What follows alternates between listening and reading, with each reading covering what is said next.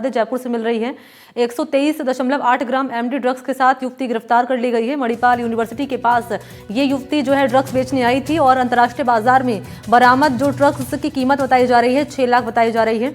छोटे छोटे पाउच में पैक किए गए एमडी के साथ इस युवती को गिरफ्तार किया है मणिपाल यूनिवर्सिटी के पास। ये ड्रग्स बेचने की नियत से यहाँ पर आई थी, लेकिन पुलिस की टीम के हत्थे यहाँ पर चढ़ गई है। अब इससे पूछताछ लगातार की जा रही है। विजुअल्स आपके सामने हम रख रहे हैं, इसमें आप देख पाएंगे यही एमडी ड्रग्स है जो कि बरामद यहाँ पर किए गए, जिसकी बाजार में जो कीमत बताई जा रही है 6 लाख रुपए। तो जोधपुर एनसीबी टीम ने इस कार्रवाई को अंजाम यहाँ पर दिया है। और अरुण हर्ष क्योंकि लगातार इस मामले पर नजर बनाए हुए हैं, एक बार फिर से उनके पास ले चलेंगे और जान लेते हैं सबसे पहले ताजा अपडेट क्या है अरुण आपके पास। देखिए मणि, अगर बात की जाए जिस तरह से जो है एनसीबी लगातार कार्रवाई कर रही है और क्लीन कैंपस के नाम से अभियान जो है राज्य सरकार चला रही है, यानी कि कॉलेज और यूनिवर्सिटी और स्कूली शिक्षण संस्थाएं जो है जिसके बाद जो ड्रग्स बेचने वाले पेडलर्स है उनको पकड़ने का काम लगातार किया जा रहा है। और यही कारण है कि अगर बात करूं मैं पिछले दिनों की, तो पिछले दिनों जिस तरह से जो है एनसीबी ने जोधपुर के जो प्रतिष्ठित कॉलेज है, एनएलयू है, आईआईटी है, एम्स अस्पताल है और बड़े जो शिक्षण संस्थान थे उनके पास गांजा बेचने वाले गिरोह का पर्दाफाश किया। 6 लोगों को पकड़ा और करीब 850 किलोग्राम गांजा बरामद किया था।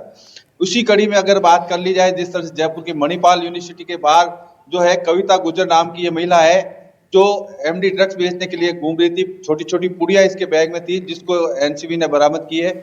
और उससे पूछताछ में ये सामने आया पिछले 5 से 6 साल हो चुके हैं। ये दहीमा कला की रहने वाली है और पिछले 5-6 साल से जो ये यूनिवर्सिटी है उसके आसपास के जो स्टूडेंट्स है जिनको ये पुड़िया बेचे करती थी, तो कह सकते हैं बड़ी सफलता एनसीबी के हाथ लगी है। अब एनसीबी इससे ये पूछताछ करने में जुटी हुई है कि एमडी ड्रग्स लाती कहां से थी। कह सकते हैं बड़ी सफलता है। जयपुर में जिस तरह से ड्रग्स का एक गिरोह संचालित किया जा रहा है उसको तोड़ने का पहला प्रयास है जो एनसीबी ने किया है।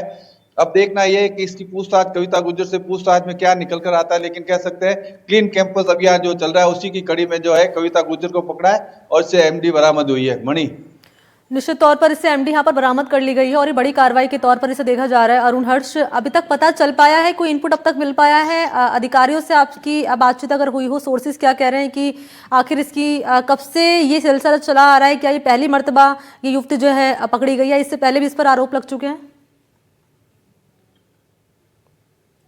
देखिए अगर बात की जाए तो एनसीबी को लंबे समय से जो इसके बारे में सूचना मिल रही थी और करीब 1 हफ्ते तक एनसीबी की टीम ने पूरा जाल बिछा कर रखा था और 1 हफ्ते के जाल के बाद में जो है कविता गुर्जर जो है एनसीबी के हत्थे चढ़ी। इससे पहले लगातार 6 साल में ये कभी भी पुलिस के हत्थे या अन्य किसी एजेंसी के हत्थे नहीं चढ़ी थी, लेकिन पहली बार हुआ है कि एनसीबी के हत्थे ये चढ़ी है।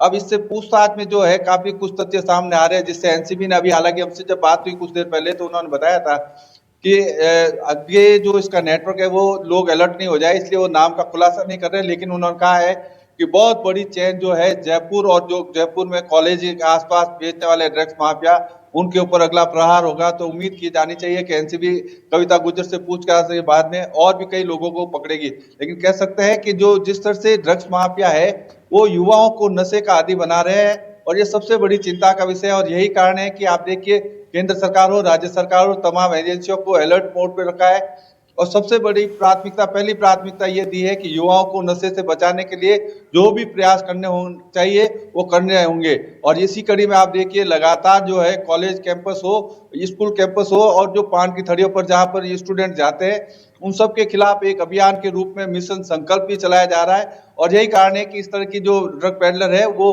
जो एजेंसियों के हत्थे चढ़ रहे हैं। और इसी जो कविता गुर्जर का अगर हम देखते हैं तो मणिपाल यूनिवर्सिटी बहुत बड़ी यूनिवर्सिटी है जहाँ बड़े घराने के लोग पढ़ने आते हैं, बच्चे आते हैं उनके पढ़ने के लिए, लेकिन उस कैंपस के आसपास बेचते हुए पकड़ना एक बड़ी उपलब्धि कह सकते हैं एनसीबी के लिए। मणि, ठीक है, बहुत शुक्रिया आपका अरुण। लेकिन एक महत्वपूर्ण सवाल यहाँ पर यह भी हो चला है अरुण हर्ष, और सवाल यहाँ पर यह खड़ा हो रहा है जिस तरीके से आप बता रहे हैं कि युवा जो है युवा को नशे का आदी यहाँ पर बनाया जा रहा है, क्या इसको लेकर कोई अभियान पुलिस की टीम चला रही है?